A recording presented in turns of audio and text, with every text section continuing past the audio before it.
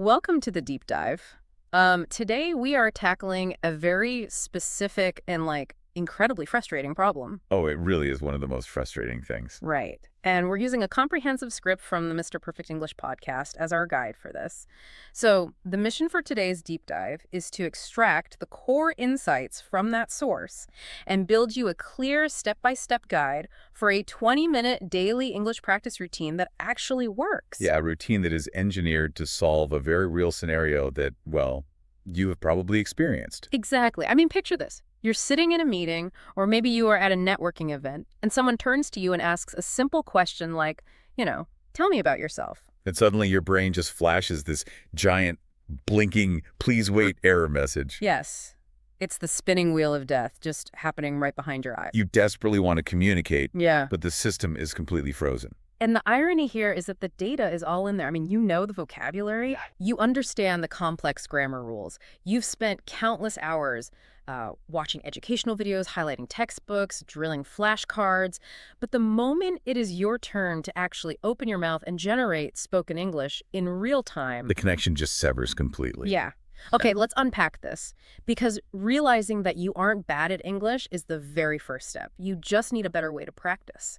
And this leads to a lot of learners, internalizing this failure. They assume they simply do not have the gene for languages, or that they are fundamentally bad at English. Which is so discouraging. It is. It is. But our source material frames this completely differently. The issue is not a lack of ability. The issue is a fundamental misallocation of effort. Meaning we're just spending our energy in the wrong places? Precisely. I mean, most adult learners spend the vast majority of their time learning about a language rather than actually conditioning their brain to use it. Right, the distinction between learning about something and doing it. That is the foundation of this entire 20-minute routine. Yeah, and the source uses this great gym analogy that really puts this into perspective. Well, the fitness one, yeah, I love this. Imagine deciding you want to get physically fit. So you sit on your couch for 2 hours every single day just watching workout videos on YouTube. Right, like you memorize the biomechanics of a perfect squat. You learn the exact insertion points of the bicep muscle. You even read academic journals on, hypertrophy and cellular respiration. So you possess world-class theoretical knowledge of fitness. But because you never actually pick up a dumbbell. Exactly. Ish. Because you never apply resistance to your own muscles, you will not get any stronger. It's just theory. Right. And language acquisition operates on incredibly similar neurological principles. Listening, speaking, mimicking sounds, making structural mistakes. That is the actual physical and cognitive heavy lifting required to build what linguists call automaticity. But wait, isn't 20 minutes a day incredibly short? I mean, people study for hours and hours. How can 20 minutes actually build that muscle? Well, it comes down to how the brain determines what information is necessary for survival. Okay. And therefore, what information gets moved from short-term holding into permanent automatic pathways. Frequency and consistency completely beat volume. So it's not about how long you study in one sitting. Not at all. When you cram for 5 hours on a Sunday, you just overload your working memory. Your brain simply cannot consolidate that much novel linguistic data at once, so it dumps most of it by Tuesday. Wow. So the marathon study session is actually working against our basic biology. Completely working against it. What your brain actually needs is a daily, inescapable signal. A signal that says this language is important. Yes. By engaging with the language for just 20 minutes, but doing it every single day without fail, you trigger a neurological adaptation. You're basically telling your nervous system, hey, we need this skill to navigate our daily environment. And that daily frequency builds the neural infrastructure much more efficiently than sporadic binge learning. Exactly. Which brings us to the actual architecture of this daily habit. The 20-minute English power routine is broken down into 5 simple, powerful 4-minute segments. 5 segments, 4 minutes each. Okay. And the structure is incredibly intentional, moving from how we take information in to how we process it to how we push it back out. Right. So to train a muscle, you have to start with how you take in the resistance. And in language, that means changing the way we take in input, moving from passive hearing to active mimicry. So let's look at part 1. Listen for 4 minutes. Yeah, the first 4 minutes are dedicated entirely to passive listening. but it is passive listening with strict boundaries. Like putting on a podcast or a YouTube video while walking or cooking? Right. Or riding the bus. You simply let the language wash over you. But there's a massive catch here, right? A rule that feels incredibly counterintuitive for anyone who has ever taken a traditional language class. Yeah, what's fascinating here is the absolute golden rule the source lays out for this initial phase. You are strictly forbidden from pausing the audio to open a dictionary. Wait, strictly forbidden. Do not stop. The goal is training the ear, not perfect understanding. Here's where it gets really interesting because the source points out the exact trap we all fall into. You're listening to a fascinating story, you hear one adjective you don't recognize, and panic sets in. Oh, total panic. You pause the audio. You open a translation app. You spend 30 seconds finding the word in your native language. And by the time you press play again, your working memory has completely dumped the context of the sentence. Yeah, you won the battle to define one isolated puzzle piece, but you completely lost the war of the conversation. Exactly. Because the objective of these first 4 minutes is auditory conditioning. You see, adult brains are rigidly tuned to the specific frequencies and rhythms of their native language. So we literally filter out foreign sounds as background noise. We do. By forcing yourself to listen without stopping, you are training your ear to tolerate ambiguity. You're learning to ride the natural cadence, the linking of words, and the intonation of native speech. Real conversations in the real world do not have a pause button. No, they don't. If you condition yourself to stop every time you are confused, you are just training yourself to panic during actual human interaction. So you spend 4 minutes just letting the rhythm sink in. But passive listening alone won't train your mouth to move. Right, which requires the next 4 minutes of the routine. Part 2, shadowing. Shadowing is the bridge between comprehension and production. It involves listening to a native speaker and repeating what they're saying almost simultaneously. Almost at the exact same time. Yeah, you do not wait for them to finish their sentence. You follow them immediately, a fraction of a second behind, like a shadow. Okay, so you're mimicking the pronunciation, but you are also copying the stress on certain syllables, the pauses, and even the emotional tone of the speaker. Exactly. It reminds me of a musician playing along with a record to figure out a guitar solo by ear. The source gives a highly actionable example here. Like, imagine the audio says, "I want to speak English with confidence." You hear it and your mouth immediately mirrors it. I want to speak English with confidence. But doing this just one time isn't enough to build that muscle, is it? Oh, far from it. The secret to fluency here is repetition. The source advises repeating that same phrase 5, 10, perhaps 20 times. Wow. 20 times. Yeah, and there's a profound physiological reason for this. Your mouth, tongue, lips, and vocal cords contain dozens of small muscles. For your entire life, they have been conditioned to move in the specific sequences required by your native language. So when you try to produce an English sound, your muscles are literally fighting against decades of deeply ingrained muscle memory. Precisely.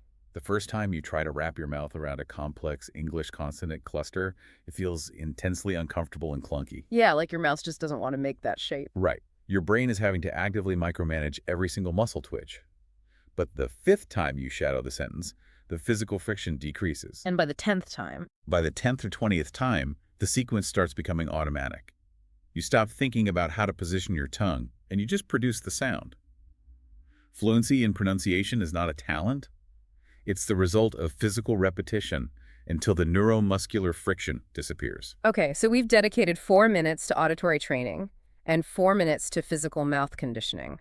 We are taking the language in, and we are mimicking the physical production of it. But you can have perfect pronunciation and still suffer from that please wait brain freeze if you cannot generate your own original thoughts. Yes, which requires shifting from input to internal processing for the next 4 minutes. Part 3, we have to break the translation habit. This is where we confront the primary culprit behind that mental spinning wheel of death, the internal translation loop. Let's map out exactly what that inefficient software looks like in real time, because I think a lot of people will recognize this. Absolutely. Imagine someone asks you a question in English. Step 1, your brain receives the English audio and has to translate it back into your native language just to understand it.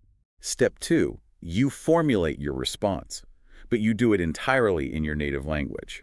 Step 3, you painstakingly translate your formulated response back into English, checking it against grammar rules as you go. Right. Make sure the verb tense is right. Check the prepositions. Exactly.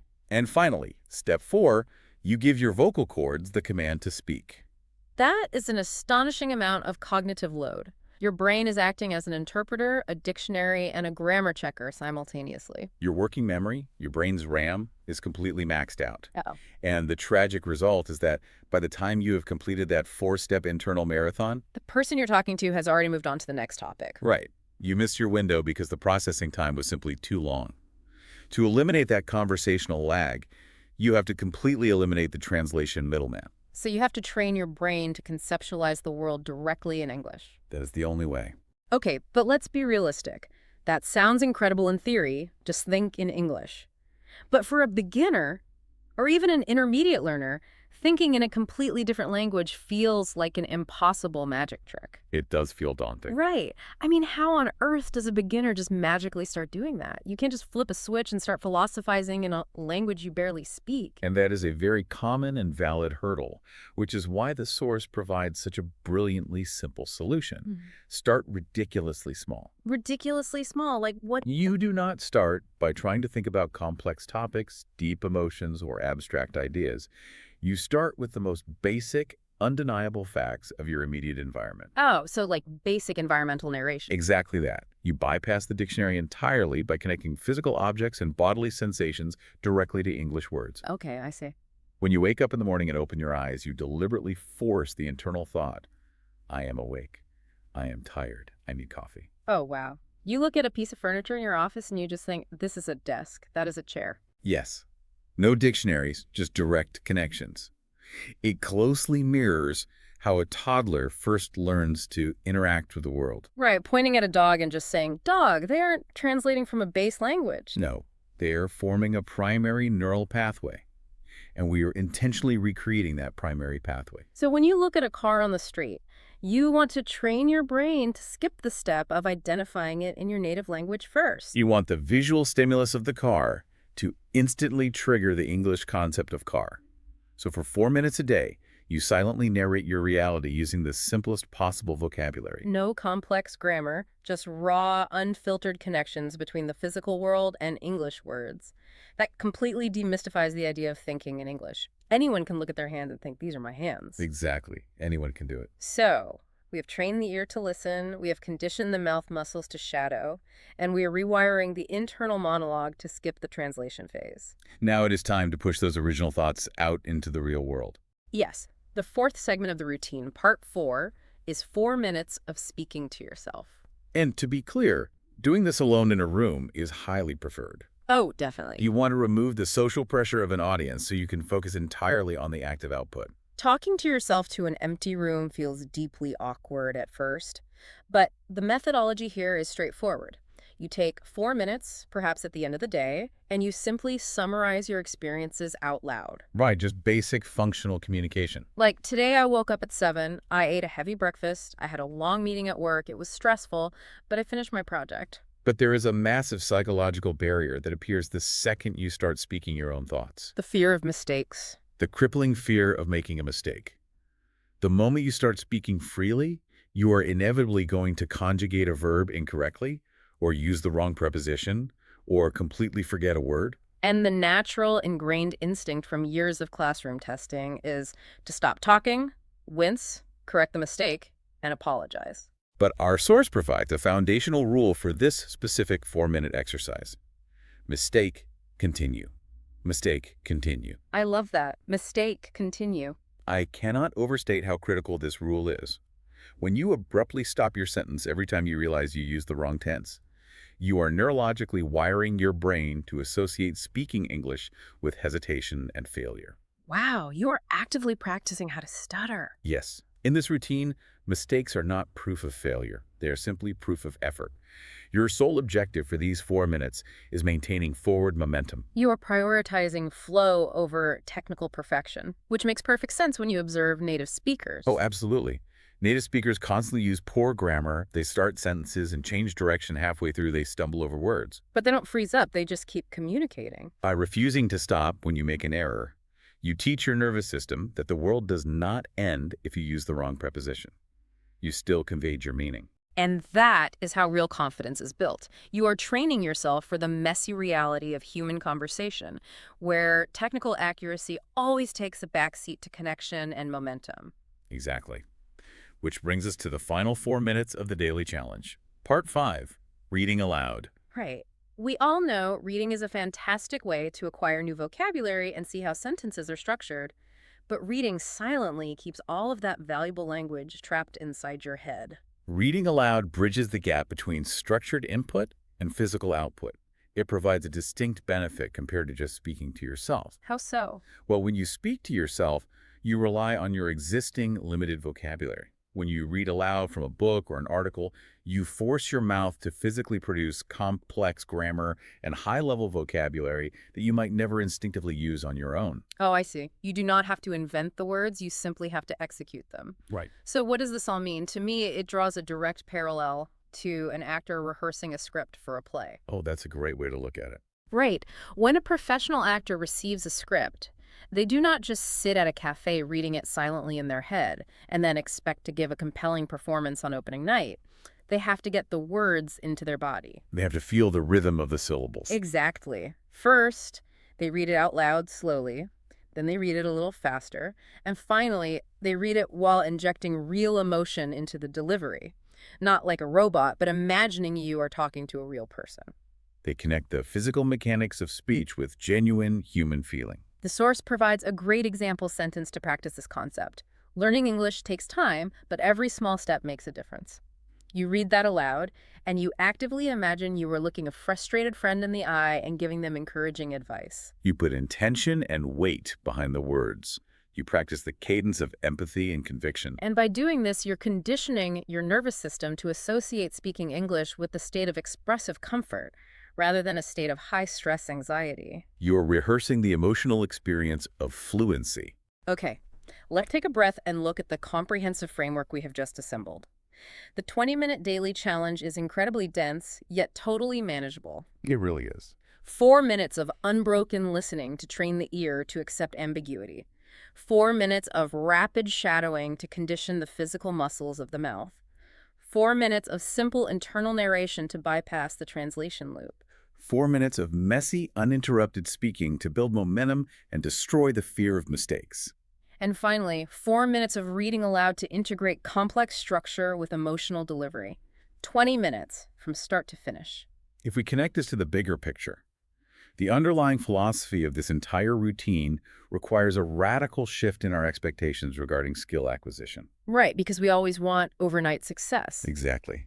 But you don't need to uproot your life and move to an English-speaking country to achieve fluency. You don't need expensive multi-hour classes. What you need is an unbreakable daily micro-habit. And the most profound piece of advice from the source is to abandon the desire for a single day of perfect study. Yes, aim for 30 consecutive days of imperfect consistency. Because on day 1, you are going to feel clumsy and you won't notice any improvement. And by day 14, you might still feel like you were struggling.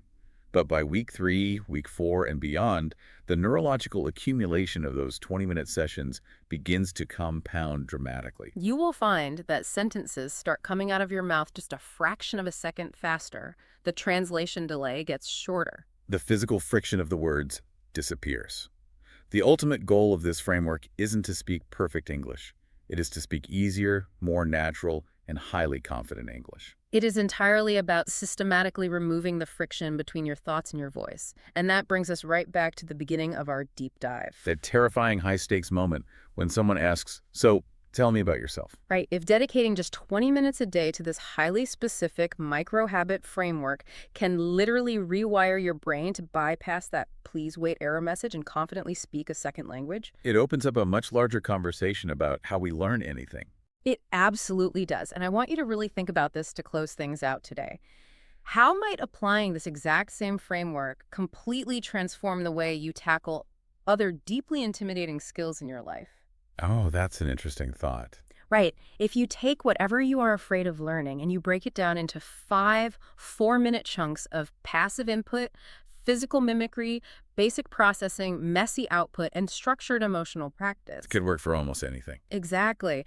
Could this be the exact blueprint you use to finally learn how to code Python? or to conquer a paralyzing fear of public speaking, or to finally pick up that acoustic guitar that has been gathering dust in the corner of your room for 5 years. The blueprint for automaticity is right here. It is. The 20 minutes are already in your schedule. The only question left is, what are you going to point this routine at tomorrow?